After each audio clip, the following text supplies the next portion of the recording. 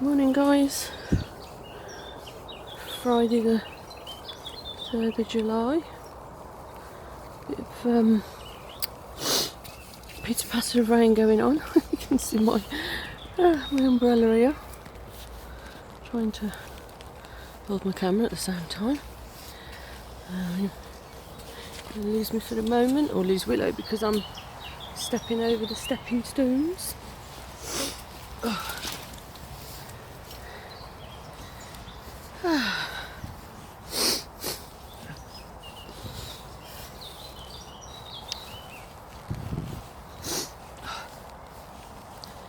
So yeah, Friday the 3rd of July. It's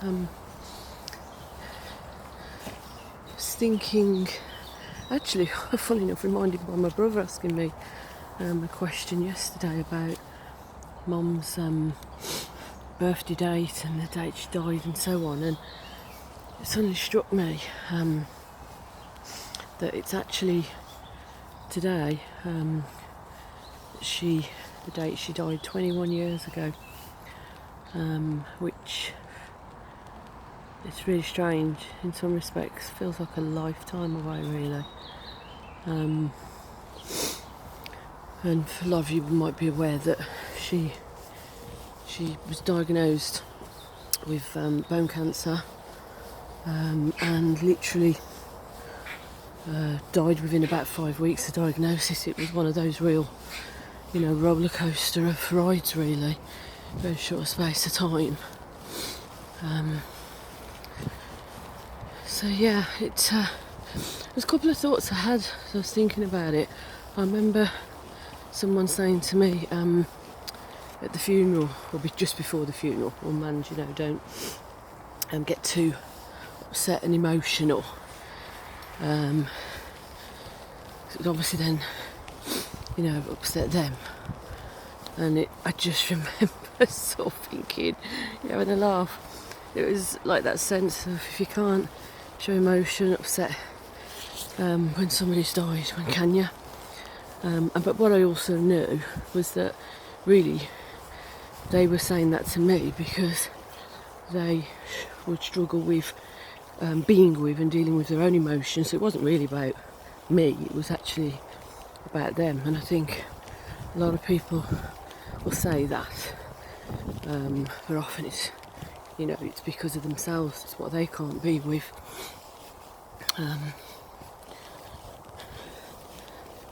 The other thing that I remember striking me about that day was sorry.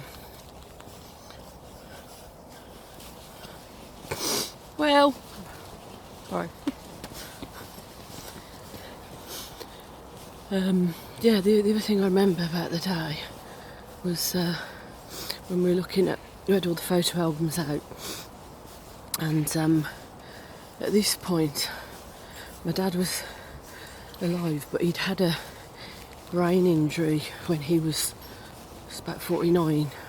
I mean, real serious, sort of got knocked over by a car, in hospital for 6 months, and was very, real significant head injury. Changed him, his personality, couldn't work and so on, so it was big, but he was still alive at this point.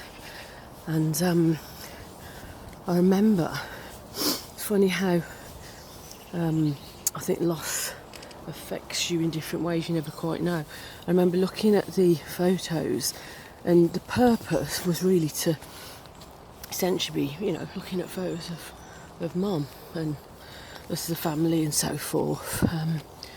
But what I remember really striking me really a bit of a shock actually, and staring at me in the face, was I saw my dad.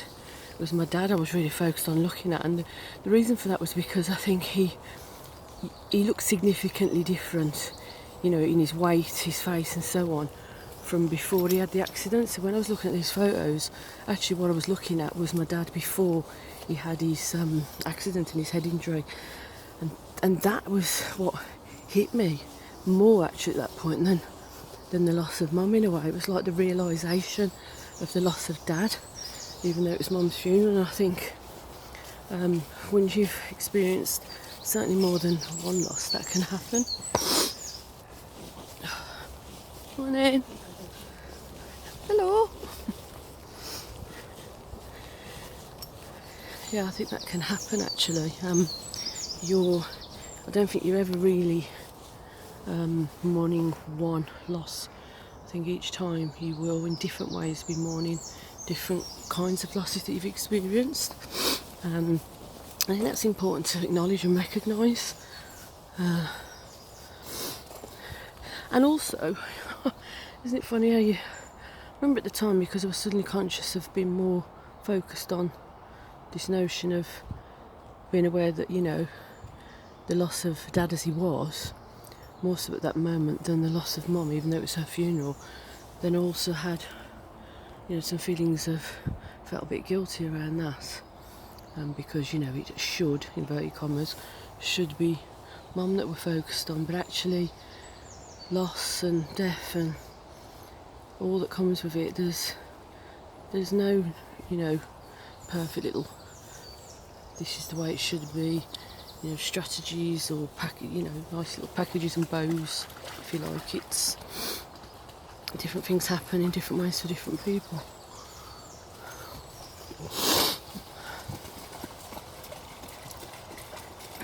Leave the ball, Will.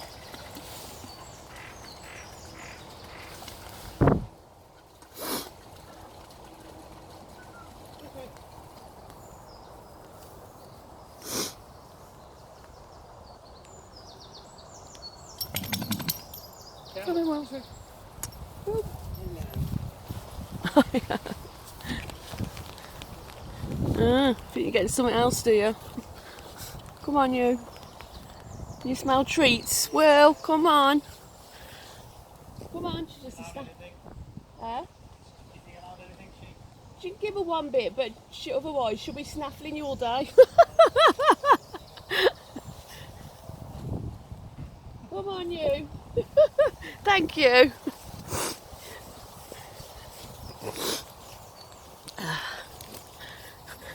What struck me then as I was sharing, and you could hear somebody offering Willow a little treat, and, you know, it is that interesting piece of how other dog walkers are, just generally, tend to be that bit more open to other dog walkers, especially even if they don't know you.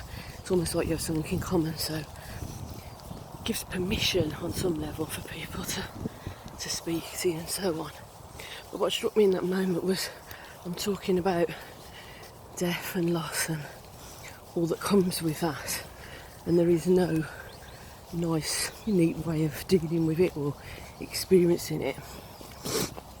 And actually that interlude, you know, little moment I was having with the guy and his dog and offering Willow something, that's what happens in life, you know. You experience death and loss and so forth, and actually in the midst of it all, life on so many levels still goes on, still continues.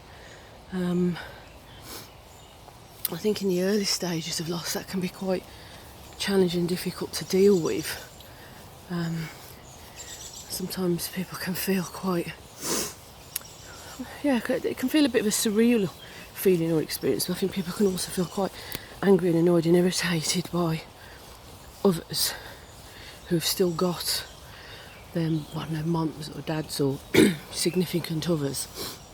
And I think also if they are, should we say, talking about them in a, I don't know, an irritating, you know, slightly annoying way or less, you know, more derogatory way. Basically, they're talking about somebody who's significant to them, but they're moaning about them or they're having a go about them. And of course, you know, everyone's entitled, aren't they?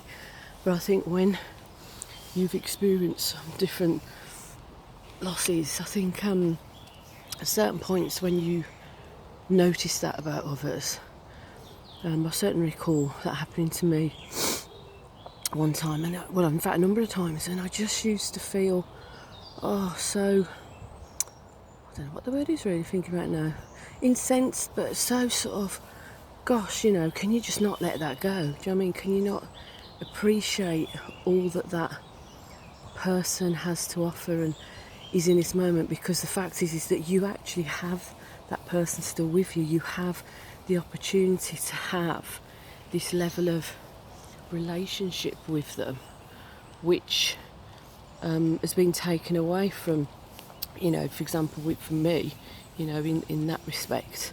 And yeah, that can feel frustrating at times. It's not to say that the other person is wrong or bad or anything else, but it's just a natural feeling, I think, or feelings to experience. Thank you.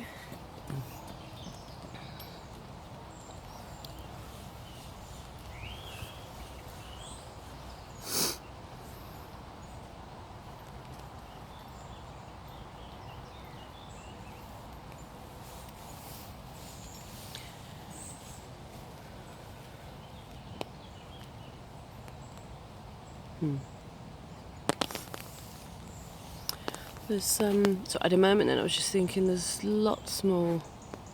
Head just went off to a slightly different place in terms of thinking about what you associate with loss. I was thinking about, for a moment, losing our first dog as well.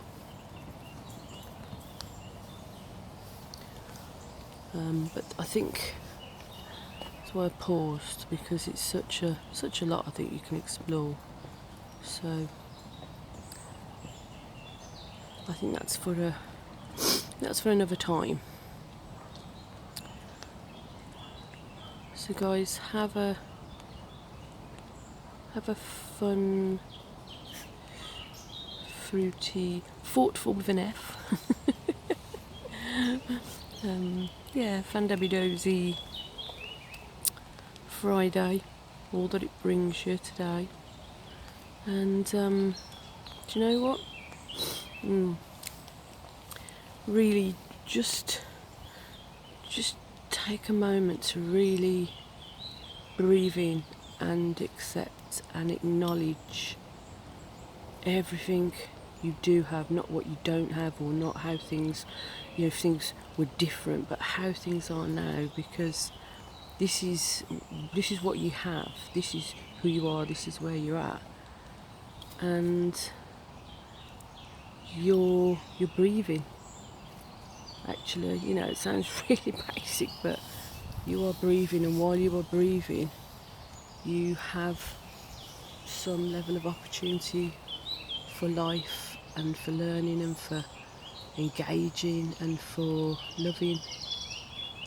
And yeah, just I think it's important to remind ourselves of what we have as opposed to what we don't have, what we haven't got yet, all that sort of stuff.